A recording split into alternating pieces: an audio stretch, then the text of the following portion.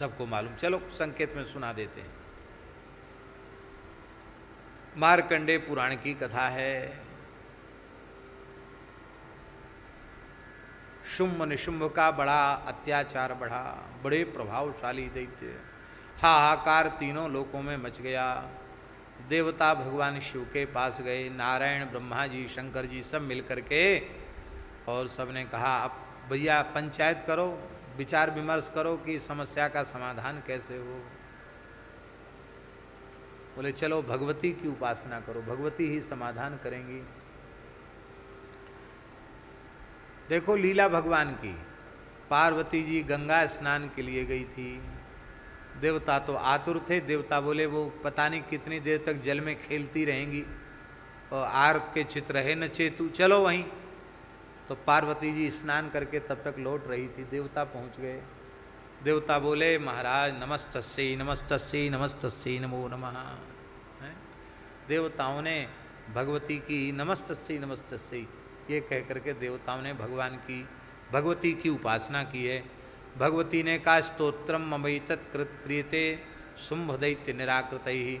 शुंभ निशुंभ के अत्याचार से व्यथित होकर तुम मेरी ही स्तुति कर रहे हो, ऐसा कह के और भगवती पार्वती जगदम्बा ने अपने शरीर से एक देवी को प्रकट कर दिया। वे हुई कौशिकी देवी, वो उन्हीं का ही स्वरूप है। और कौशिकी देवी से कहा कि ओ कौशिकी देवी जा कर के एक हिमालय के शिखर पर बैठ गई।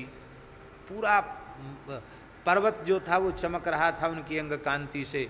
उसी समय महाराज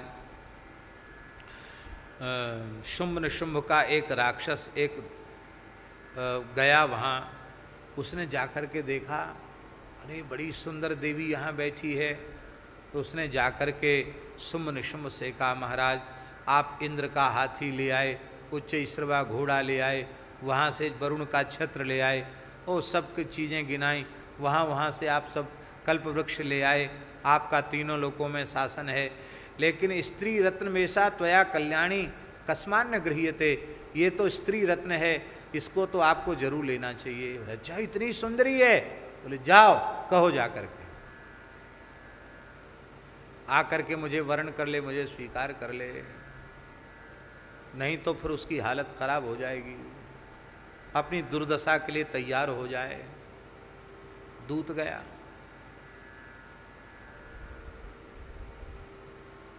बोला महाराज शुंभ ने हमको भेजा है, ये संदेश भेजा है हमारी राजमहेशी बन कर के रहो। तो भगवती कौशिकी बोली, भगवती जगदम्बा दुर्गा बोली देखो भैया अब क्या करें, हमने बचपन में एक प्रतिज्ञा कर ली। क्या?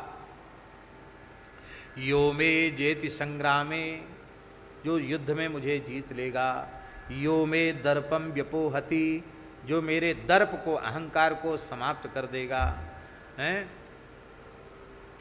यो में प्रतिबलो लोके, जो हमारे समान बलवान होगा, समय भरता भविष्यति, वही मेरा पति होगा। और ऐसे तो केवल शिव जी ही हैं, ऐसा कोई दूसरा है नहीं। भगवती को तो कहना ही था, वो दुष्ट बेचारा क्या समझे भगवती का आस है। उसने कहा महाराज ऐसा बोल रही है वो तो, युद्ध करो, हमारे समान शक्ति होगी तो ब्याह करूंगी। हे धूम्रलोचन जाओ, सेना को लेकर जाओ, उसके केस पकड़ के घसीटते हुए उसको यहाँ ले आओ। कैसी है वो देवी? धूम्रलोचन आया और हुंकार किया, हुंकारेणैव तम भस्म सा चकारांबिका तदा। ऐसे किया और धूम्रलोचन सेना के साथ भस्म हो गया। अब बोले महाराज वो तो बड़ी चमत्कारिणी है, उसने तो हुंकार करके सबको भस्म कर दिया। युद्ध छिड़ गया, बड़ा भयंकर युद्ध हुआ।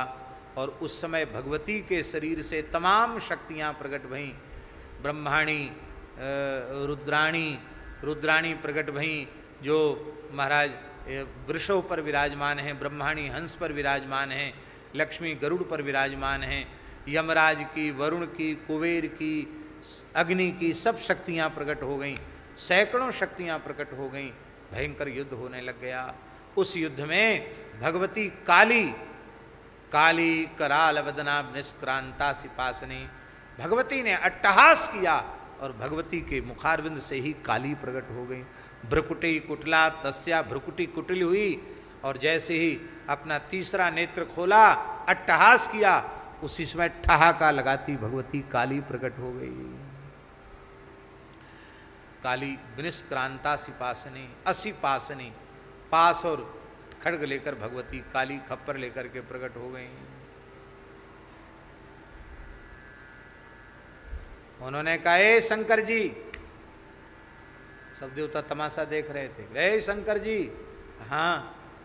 बोले जाओ, दूत बन के जाओ, सुम निशुम के पास जाकर कह दो, इक्का दुक्का भेज, तो हिम्मत हो तो लड़ने आ जाओ मैदान में।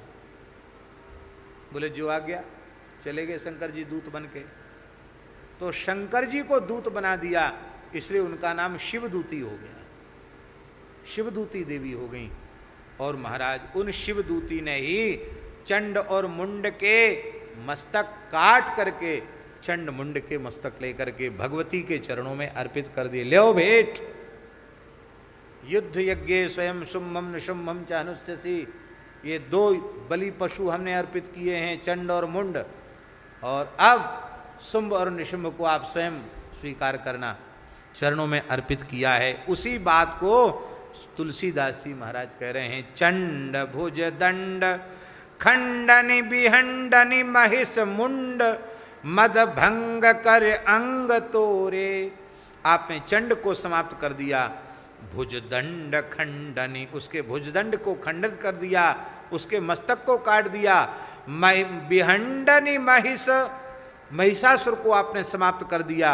मुंड मद भंग करि अंग तोरे, मुंड का भी मस्तक काट दिया, उसका भी अहंकार चूर चूर कर दिया, अंग तोरे मरोड़ दिया उसको। शुंभ निशुंभ कुंभीस रण के शरणी, शुंभ निशुंभ को समाप्त कर दिया।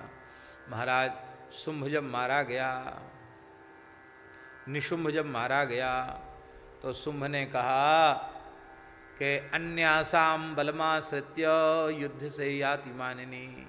दुर्गा अहंकार मत करो, तुम्हारी ताकत नहीं, तुम तो बैठी रहती, थोड़ा बहुत लड़ती हो, ये तुम्हारी फौज जो है ना शक्तियों की, इसी से तुमने विजय प्राप्त की है। हिम्मत हो तो अकेले लड़के दिखाओ, हमारी सब सेना खत्म होगी, अकेले हम बचे हैं। भगवती ने कहा, रे मूर्ख क्या बोलता है, एकैवाहं जगत्यत्र द्वितीया काममा परा पश्यैता दुष्टमय्येव विशन्त्यो मद्विभूतयः। एकैवाहं जगत्यत्र, इस संसार में एका हूं, अकेली हूं। द्वितीया काममा परा, दूसरी मेरे अतिरिक्त कोई है ही नहीं। दुष्ट देख, सब विभूतियां मेरी हैं, मेरे में प्रवेश करती हैं। इतना करते ही सब शक्तियां भीतर प्रविष्ट हो गईं, अकेली भगवती विराजमान हो गईं। इसका आशय क्या है समझते हैं?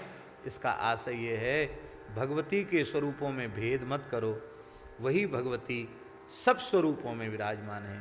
न तो भगवान के स्वरूपों में भेद करो, न भगवती के स्वरूपों में भेद करो, एक ही है। तो महाराज जी उनको आपने समाप्त कर दिया। अब हमको तो पहले प्रायः कंठस्थ ही था पूरा, क्योंकि विद्यार्थी जीवन में प्रायः हर अष्टमी को पाठ करते थे, और अब तो बहुत लंबे समय के बाद इस बार नवरात्रि में एक पाठ करने का अवसर मिला, तो पूरे सब श्लोक कंठस्थ ही थे।